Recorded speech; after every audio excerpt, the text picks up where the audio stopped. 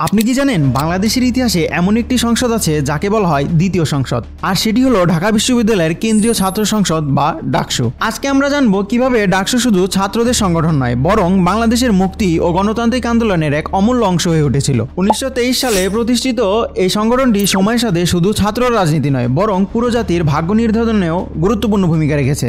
ভাবুন তো, একটি ছাত্র সংগঠন দেশের ইতিহাস পাল্টে দিতে পারে। ঠিক সেটাই ঘটেছিল ডাকসুর হাত ধরে। বাংলা ভাষার অধিকার প্রতিষ্ঠার শেষ ঐতিহাসিক সংগ্রামে ডাকসুর ছাত্র নেতারা অগ্রণী ভূমিকা নিয়েছিলেন। ঢাকার রাজপথ কেঁপে উঠেছিল তাদের নেতৃত্বে। তৎকালীন সরকারের অন্যায় শিক্ষানীতির বিরুদ্ধে ডাকসুই ছিল ছাত্র সমাজের প্রধান মুখপাত্র। আইয়ুব খানের স্বৈরশাসনের বিরুদ্ধে গণঅভ্যুত্থানে ডাকসু হয়ে ওঠে আন্দোলনের প্রাণকেন্দ্র। এখান থেকে উঠে আসে নতুন নেতৃত্ব, যা জাতিকে স্বাধীনতার দিকে এগিয়ে নেয়। দেশ যখন স্বাধীনতার ডাক পেল, তখন ডাকসুর নেতারা শুধু রাজনীতি নয়, সরাসরি মুক্তিযুদ্ধের নেতৃত্ব দিয়েছিলেন। অনেকেই জীবন উৎসর্গ করেছিলেন।